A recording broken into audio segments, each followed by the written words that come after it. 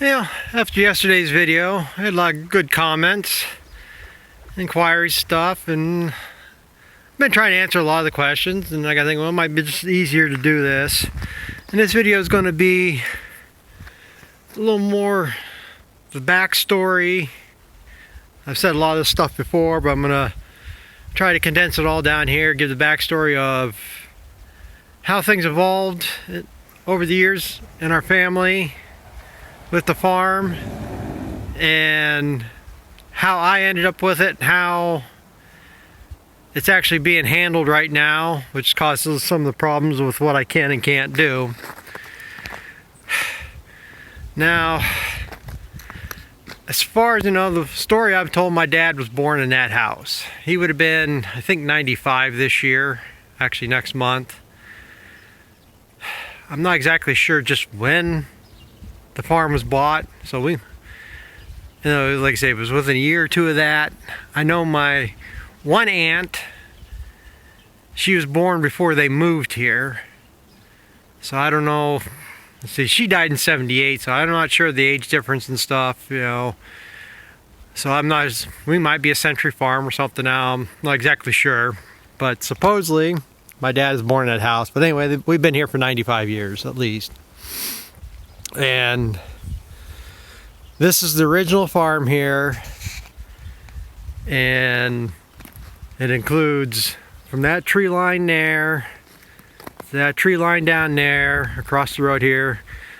There's roughly 35 acres on that side of the road, and on this side of the road it goes from that tree line, that big tree down there, the dead one, up to, if you remember from yesterday's video, when I went up the road and turned, it goes up past that, and there's roughly 40 acres on this side of the road. And this is the original farm.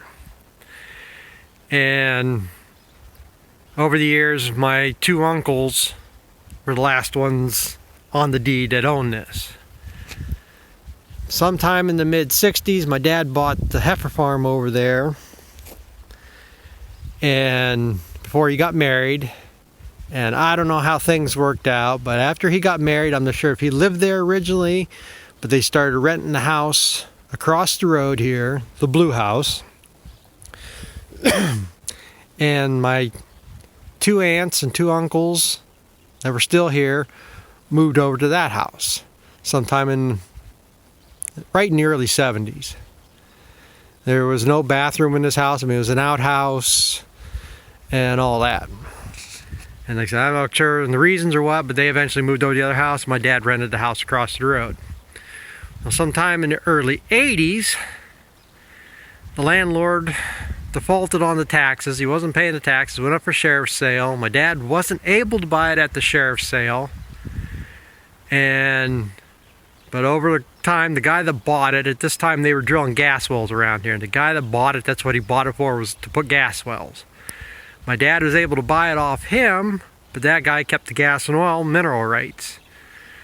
So, as of right now, I don't think we could drill a gas well. I don't know the whole deal on that over the years, but they're not drilling anything around here anyhow. Nothing was ever drilled here. So, but with that blue house, there's 31 acres, and with the heifer barn, there's 65 acres or something over there.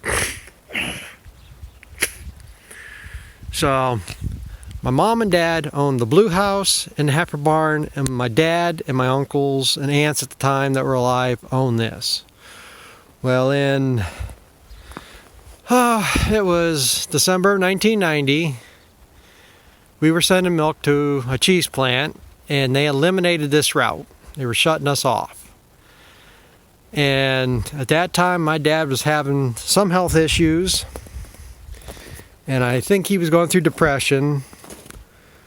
Nothing was diagnosed at this time yet, but I think he knew what the problem was. And he just was, in my opinion, he was in a funk. He wasn't doing nothing. So we had until January 31st to find somewhere else to ship. Well, that's where I eventually called the one milk hauler in this place around here at the time, and got hooked up with MMI.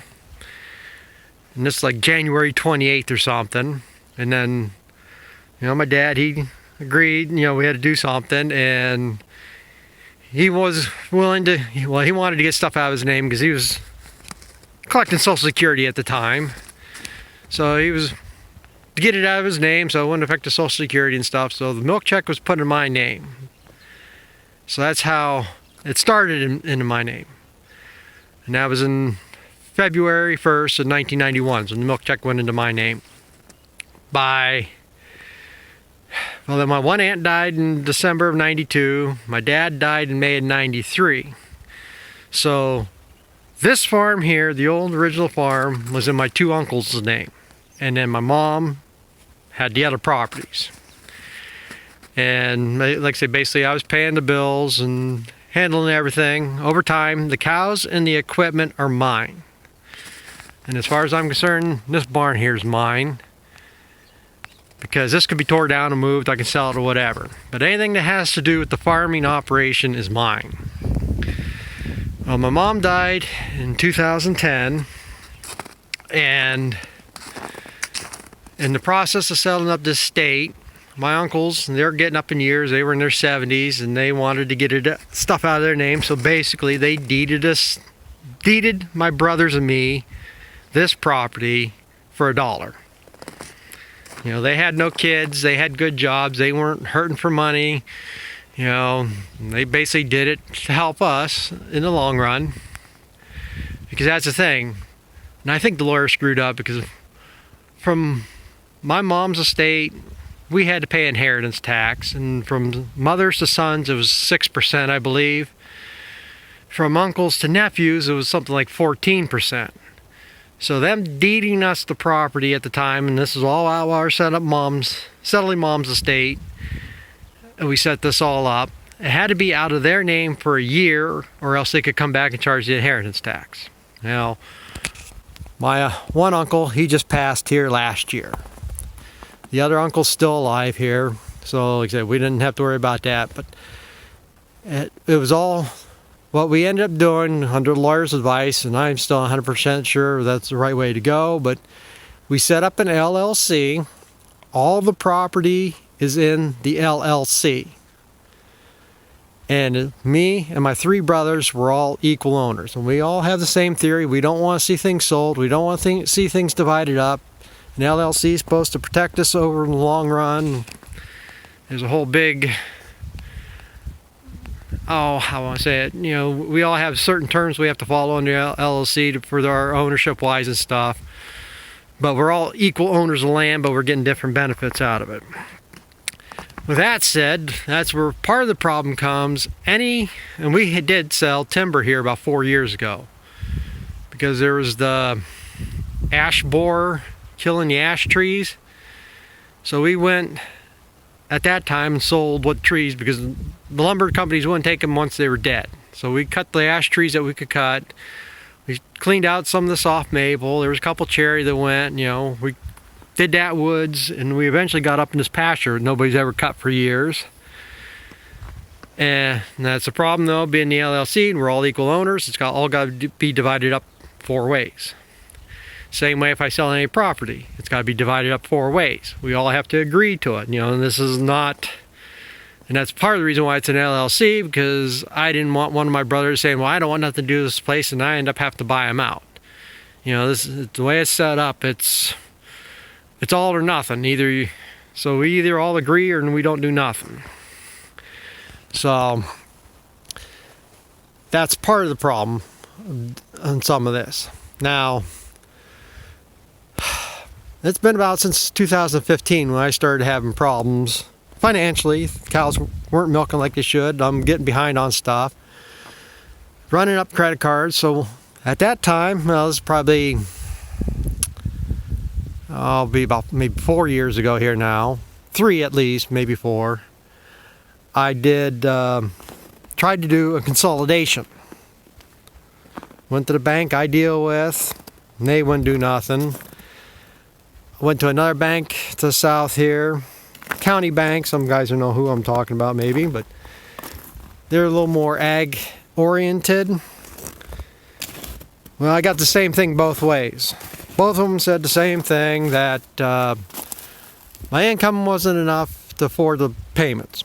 even though what I was consolidating, the payments have been less than what I was paying on at the time. And then I couldn't do equity, like a home equity loan or anything, because it's in an LLC.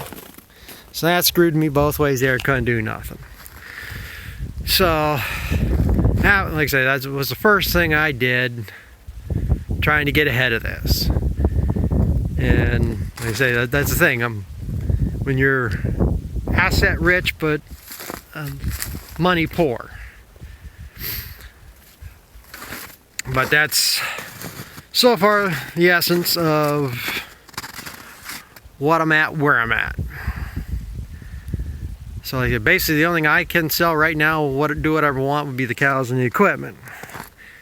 And that's one reason why I am looking, or going to start selling heifers, because that's the biggest problems I have. I got heifers here that should have been bred several months ago, not catching them in heat. They're not doing like they should, and it's like one guy said in one comment here, you start cutting corners, and that's what I've done. You know, cutting them back on feed grain first. You know, they get all the hay they can eat and stuff, but they're not getting everything that they need.